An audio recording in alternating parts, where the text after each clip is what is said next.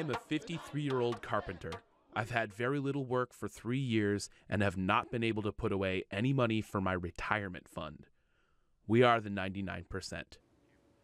Yesterday was May Day, which was supposed to be a day without the 99%. No work, no school, no shopping.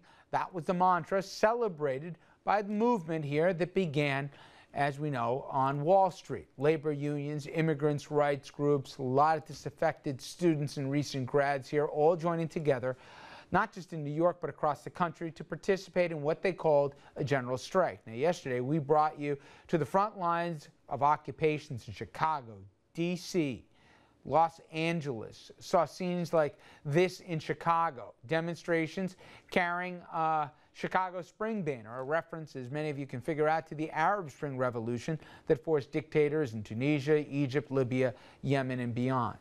And in Oakland, California, the protesters didn't end so peacefully. Some protests there included clashes with police there that ended in 25 arrests. You can see here police wrestling one protester to the ground. Police also fired tear gas and flashbang grenades to protesters to move them back, and Oakland police say they had to use these tactics because they were afraid the crowds were getting too out of control. Now, in New York City, the general strike, it drew huge numbers, estimates having about 30,000 people, making it Occupy's single largest protest since it emerged last fall.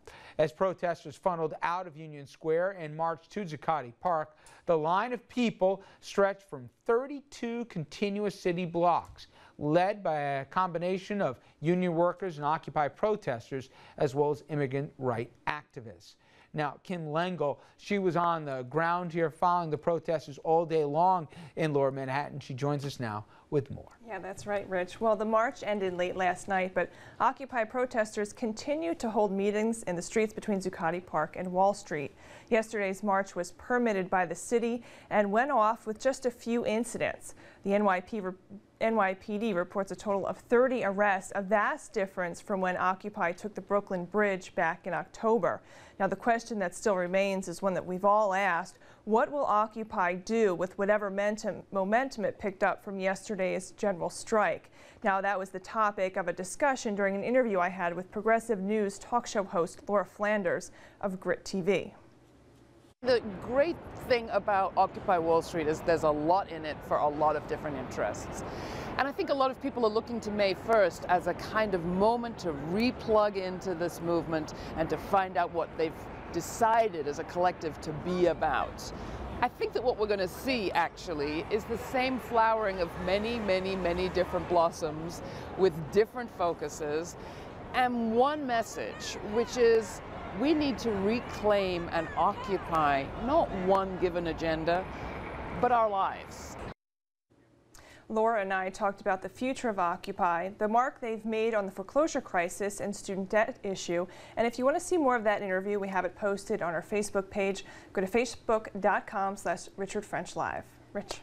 And you know, yesterday we asked the audience, Kim, if the gap between have and have-nots, which is one of those most consistent mantras you'll hear at every round, this is really where it started off, and not surprisingly in Wall Street, and we got a lot of reaction. Let's start first with Tiffany, who says that you know, when you have a CEO of a multi-billion-dollar company paying less in taxes than a single mom just barely scraping by a minimum wage, you got to ask yourself, where did this country go wrong? At what point did our elected officials decide that the working poor were acceptable collateral damage? Matt Amos wrote, "Enough's enough. I'm 21 years old and I have figured out that we'll never get a handout." Matt wrote, "I started a business and went out to make my own money. I now make 75 grand a year and am just starting. I understand the wealth gap, but stop complaining, stop waiting for a handout, and go get it." On Twitter, Elisa Robertson wrote the following. The point is that this is America. Everyone's got the opportunity to achieve wealth within legality when people apply themselves. We got this tweet from Amato Deb. "There will always be an economic gap. Stats show this gap has widened because of tax and labor policies that favor the 1%. All right, we want to know what you think and keep this dialogue going. Tell us both your story about where you relate on this gap, whether it's a personal story or just an opinion. Drop us a line on Facebook or send me a tweet on Twitter at Rich French.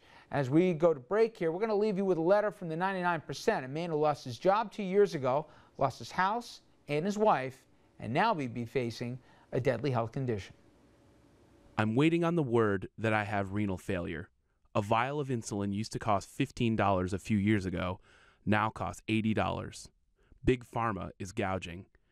Now I'm facing eviction. My 2 children have never seen Daddy without money. I'm facing the grim fact that my life insurance policy and Social Security death benefits may provide my kids better financial security than I can. Like George Bailey, I am worth more dead than alive. I am the 99%.